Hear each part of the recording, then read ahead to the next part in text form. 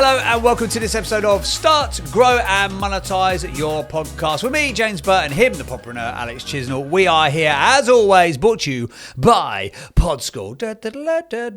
If you are a content maker, a podcast creator, and you want to take your content to the next level, then Podschool is for you. It is the world's leading community for podcasters and content makers. It's completely free of charge to join. There is training videos, there are webinars, there are Q&A sessions, a great community of people who are building really cool podcasts over there. So make sure you click the link in the show notes or the show description and you can come and join us. Today on the podcast, we are talking all about how to structure your podcast. And much like I just did there, maybe you want to chuck in a little cheeky advert for the thing you're trying to promote before you get into the main meat and bones of the podcast. See what I did there? It's not my first rodeo, my friend. So we're going to talk about common structures of podcasts. We'll talk about tips for creating consistent segments. And then we're going to talk about how you might want to build variety and structure into your show so that it has got a repetitive nature and people know what is coming next. So, Mr. Chisnell, what do you think is most important when you're looking at the structure of a podcast show? I think like many things with the podcast, it's consistency. Yes. So if you are going... That is the word, isn't it? Do you like that? Consistency. Like if there was one thing that's going to get you the best results in podcasting, it's being consistent. It is, 100%. Yeah, you're right. Sorry, carry on. I spoke over you. We're done. Thanks for tuning in. Go to Podschool. Goodbye. Consistency. So, you know, there is a specific formulaic structure for a podcast, but you might be the kind of person who feels a little bit disruptive and you want to maybe shake it up and come up with a completely different structure. But we're going to tell you what the broad framework is for an episodic structure. Blimey. Okay. It's like Professor Brian Cox. Okay, so just to map it out for you, you have your main body of content, the meat of your podcast, i.e. the conversation you're going to have with a guest or with a panel of experts, or if it's just you and a co-host like us, the main content of the podcast, i.e. the Poxcast. That'd be a good one for... medieval London. Yeah, for medieval. Welcome to the Poxcast. He's got it, she's got it, we've all got the pox. You should have been in that. What's that history one called? Horrible Histories. Horrible Histories. You should be in that. By the way, guys, this is the meat of the podcast that you're listening to right now. This is how good it can be. Oh my God. Okay, so you want to bookend your podcast. People know what to expect every week, i.e. same as with a book. There's a start, there's a middle, and there's an end, okay? Yes. So you want to have a show introduction, okay? Yep. You want to have a show outro. Could we even call it an outroduction? Should we? Outroduction? Yeah, could we even invent a new word? Yeah, let's just do it. Okay, an outroduction. An introduction and an outroduction. Okay, and then in the middle, you've got the main meat of your podcast. The pod meat. But within that, again, start your podcast off with your show introduction. This, in theory, stays the same. It is the introduction about your show, i.e., as James just demonstrated, welcome to Start, Grow and Monetise Your Podcast with James Burt and Alex Chisnell. In this podcast, we do X, i.e. we solve this problem for you. With every podcast, you should then have an episode introduction. And for me, again, this is pretty short. It's what's happening in this episode, okay? Then that leans straight into the main content of the podcast. The pod meat. And then you've got your outroduction, okay? And the outroduction... So seamless. It's so seamless. It's in now. And then the outroduction... Outroduction, you've got a call to action, okay? Yes. And I know we've kind of gone against our own advice a few times here, James, by giving people more than one call to action at the end. But we can do that because we're rewriting the rules of the podcast game. I got the podcast rule book and I've ripped it up and I've burnt it. I said, you're not going to put me in a goddamn box. Yes. So ideally, a singular call to action because you've got someone's attention at the end of the podcast. They've been listening the whole way through, in theory. At that point in time, you want to tell them to go somewhere else, okay? And that quite often can just be turning that fan of your podcast into a super fan, i.e.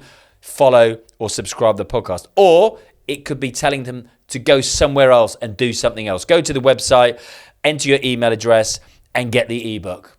Maybe we'll do that. We should do that. Let's do that. That's another introduction that I'm going to add in. There's going to be about 15 calls to action, guys. Get a notebook for the end of this podcast episode because there's going to be so much stuff for you to do.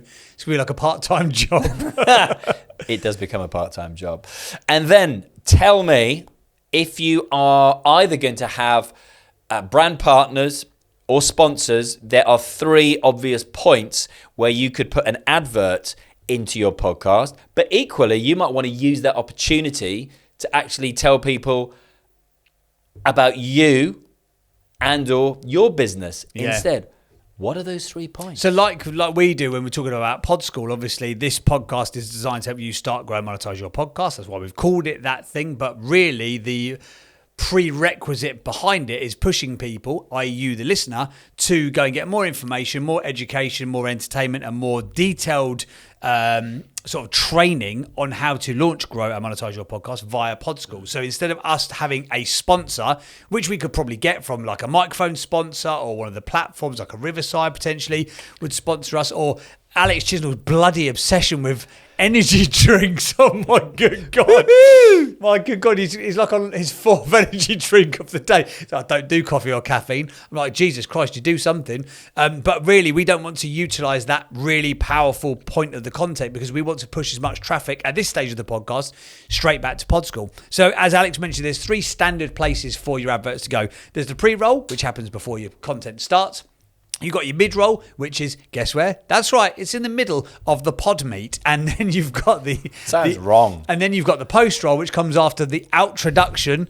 So seamless.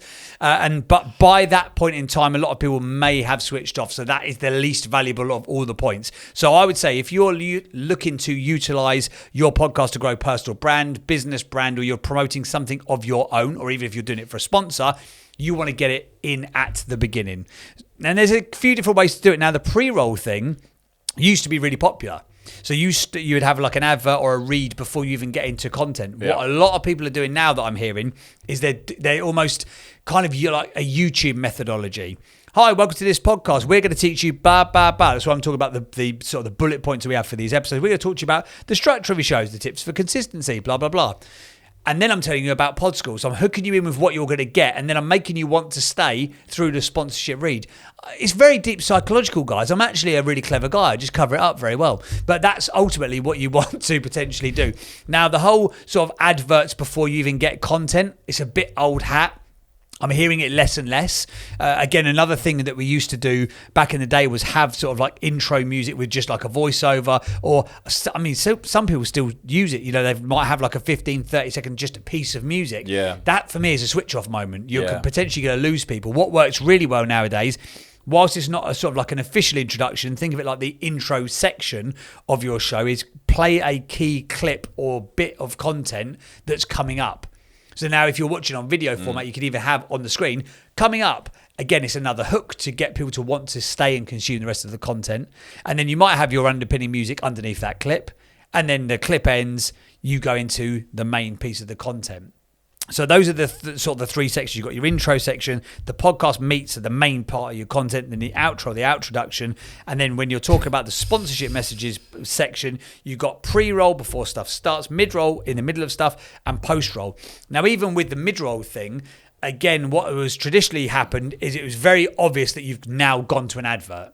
You know, it's like we're talking chit-chat, chit-chat. Then there's like some sort of a sound effect, a load of advert, like a load of music. Hey, if you're enjoying this episode, why don't you go and check out Rodecaster Pro Mixing Desks? They're amazing, blah, blah, blah, blah, blah, blah. Affiliate link. We should have an affiliate link for Rodecaster. We've got bloody Rode stuff everywhere. But it's very easy at that point in time, especially with the podcast apps generally have like a little 15 or 30 second skip button. So if you hear an advert come up, you're more likely to hit that skip button and go through it. What you're hearing more podcasts do now is what I'd almost call advertorial. Yeah. Part of the narrative. It's part of the narrative, and you don't even know that it's coming up, if that makes sense. Like again, Stephen Bartlett, put a pound in the swear jar. He had the whole like page turning things. It's Diary of a CEO. There's a page turn thing. Then he starts talking about Huel or Mercedes Benz or whatever that they're punting that week on the podcast. And there's another page turn, and they're back into the content. You wouldn't necessarily, if you're not listening carefully, you wouldn't necessarily know you've gone into an advert. Now, I guess there's 2 schools of thought. If you don't know you're listening to an advert, are you really hearing what they're saying? And when I used to work in the radio sort of industry back in the day, They used to say that you had to listen to an advert 3 times to actually hear what they were saying. Okay. Now, again, can you do that with a podcast? Potentially. And there's also the whole thing of like, would you take more notice or less notice if it's advertorial rather than more, obviously, advertising? Mm-hmm. And whether it's right or wrong to have advertorial, that's another sort of esoteric debate that we don't need to get into. But that's effectively where you'd put the adverts. You'd have one at the beginning, one at the middle, one at the end. Again, like Alex said right at the beginning, think of your podcast like a book. It needs a beginning, a middle, and an end. There needs to be the setup, the intro, the middle section, the content, and then the outro, the payoff. Is that why we decided to call a podcast Start, Grow, Monetise Your Podcast? Absolutely. Right. Genius. Yes. I knew one of us had to be. One of the things as well, now there's 2 schools of thought here. You could either do the same sort of thing consistently, because again, we've said this before, consistency is the key thing that will help your podcast to grow over time. Mm-hmm. Again, you look at someone like... Play the long game. We use him as an example all the time. We use them as an example all the time. I'm going to put £5 in the swear jar so I can just keep referencing ching, ching, ching, ching, ching. That's my £5 in the change jar. But Diary of a CEO got stagnant for 2 years. They didn't do anything, but then they got consistent, and then they got focused, and then they got massive. But it's that consistency piece that really helped them to go to the next level. And whichever big podcast you look at, you do see that sort of like curvature chart. It gets sort of like steadily. You get a bit of a spike to start with, then you get that consistency, then it pops off. Mm-hmm. So that consistency piece is really key. However, what you want to do with the structure of your podcast is, yes, have those key, what I call signposts, so people know what's coming up next. But equally, don't be afraid to mix up the format. Now, you don't have to be as formulaic as TV or radio. You know, for example, back in the day when you're on the radio, when I was on the radio, I know you've done radio as well, Alex, you would play this song, talk for this amount of time, play another song, go to an advert, get to the end of the hour, go to Sky News. You know, you had to have these real strict parameters of like... I wouldn't know, darling. It was at the BBC. Oh, wow. Wow. Didn't have adverts. Do you need me to pick that up? Yeah, pick that one up with a grenade. Drop that one in. He's very good at dropping names and organisations of big stuff that he's worked on before. But you don't need to be as formulaic and programmatic with a podcast. But... if there is a section that people like Lewis Howes, for example, I love Lewis Howes' podcast. I know you've had him on your show before. Love Lewis. School of Greatness. The last You're thing dropping names for me now. The last thing, you know, Alex, who's had Lewis Howes on his podcast, he also did consultancy on the Grenade podcast. He works at the BBC. You know, yeah, that Alex. It's good. I haven't got any of that credibility to use. So I'm going to use you. I'm going to utilise your credibility for myself. But in that regard, at the end of Lewis's podcast, he always does. What's your definition of greatness? He always has a way to sign off that show. One of the other questions that he always asks is, if you were going to, today's your last day on earth, what would be the 3 pieces of advice, and all of your information's gone, what would be the 3 lessons you want to leave? Now, if you've got those structured pieces of content, then I listen out for those now. When it comes up to that section, I'm like, I want to know. Again, with a Diary of a CEO, I've already put my money in the pound jar, in my swear jar, so I'm not going for it again. You've done enough. I'm not doing it again. Like they, for example, they have their last question to their guest has been left by their previous guest. It's sort of like a play on the Diary of a CEO, because they actually get the person to write in the book. The question. And then you see them at the end of the YouTube video, you see them writing in the book for the next episode. And they don't know who the next guest is going to be, and you're intrigued to find out who's the next going to be that's going to ask this question. Exactly. And also, dudes, mutual friend of us, so I'm not dropping any things and any names into the podcast, but the High Performance Podcast, who we are a frame of. Afraid of? We're afraid of them. Really afraid of them. Really afraid. We are a friend of them. High Performance Podcast, they start the show by asking, what is your definition of high performance? Yeah. And they finish the show by asking the same 3 questions at the end. Again, it gets asked to, you know, every single guest that comes on that show gets asked the same questions. That lends itself to a really easy piece of content to clip off and make. And people, as you say, like yourself, are just waiting, like I am. I just referenced it before, the Usain Bolt episode of the High Performance Podcast. I was waiting to know what his definition of high performance, because he's quite an entertaining, charismatic guy. And then there's another podcast out there as well that always finishes with the same thing, like, what is your screw it, just do it moment that took you from where you are to where you want to be? Is he actually joking now? Unbelievable. Unbelievable. All the big podcast hitters Diary of a CEO, School of Greatness, and Chisnell. Flipping Chisnell. But actually, like, and that's a really good point that you mentioned, is that I'm glad. high performance sort of outro section is really easy to clip that together. So can you come up with structured pieces of content within your podcast that are going to give you those sound bites and clips? I worked with someone before. They were not bothered about the long form content at all. They just looked for hooky little clips. Yeah. Now, for me personally, it wasn't a great listening experience because it did sound like it was just like clickbait soundbite after clickbait soundbite. And they didn't actually stay consistent to the podcast, which I didn't think that they would. But for the clips they got, my God, they blew up on socials. They absolutely blew up. So again, like, frame and format the content that's going to give you the outcome that you want to derive.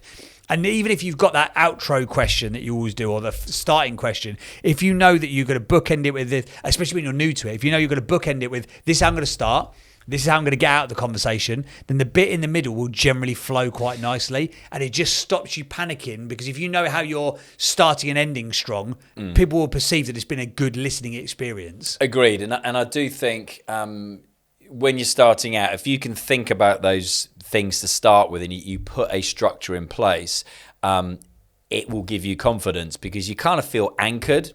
Yes. This is how I start it. This is how I finish it. Yeah. You don't need, as evidenced by this show, quite clearly, it is not scripted word for word from the start to the finish. Yeah. Okay, but we have those anchors. You feel confident.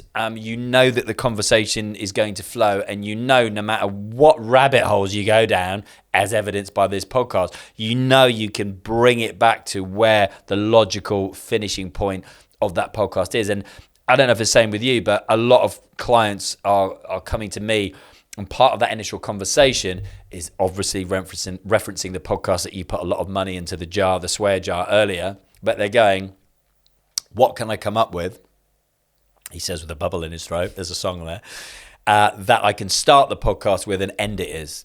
That's what they're coming in with to start with, is how can I structure the podcast like himself, with a start and with an end that will remain consistent throughout each episode. And it's not the easiest thing to do in the world, but equally, I do think it's something you should spend time on. But again, don't beat yourself up about it if it doesn't come naturally and you don't have something to start with. Don't let it be another thing that you're desperately searching to become the next Diary of a CEO by coming up with something that asks the question that the next guest gets asked. Easy for me to say. Easy for you to say, indeed. And also, I think with the structure thing, and we've talked about consistency being key, but the other thing that is really imperative is that you're consistently testing stuff. Yeah. So you might have a way to get into the show and a way to get out of the show. But let's say, for example, you think, I'm going to try this new feature. I'm going to try this new line of questioning. I'm going to try a quick fire round, for example. Yeah. I'm going to try and, one of the things I've said with a lot of our clients, so like coaches, experts, mentors,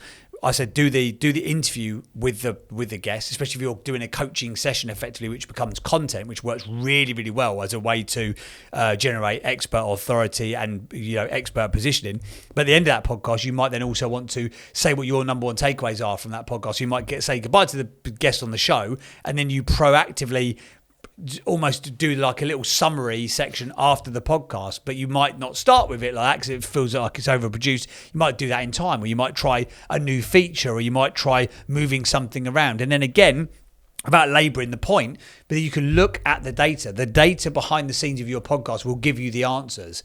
You might try, let's go from 30 minutes to 45 to 60, and does that work or does that not work? The data will tell you the answers. But again, if you've got a good strong start and a good strong end to your podcast, that will put you in a really good place. And equally, like Alex said, I think one of the key things to think about at the end, and I know that we do a really bad job of this because there's lots of stuff that we want to tell you about all the time, push people to one place. Yeah. Give them one call to action. Why don't we try that? So, if you have enjoyed this episode of the podcast, we would love for you to join our community of the number one podcasting community in the world. We are trying really hard to build this community to be the place for serious podcasters to go. Click the link in the show notes or the show description, and you can join us in Pod School. It is completely free to join. There are webinars, there are guides, there are videos. There's a great community of people. Click the link in the show notes, Pod School. is the place to be. That is our one call to action. That is the outro section of this podcast, which is talking about how you structure podcasts. Did you like that? Pod School is the place for you. Goodbye.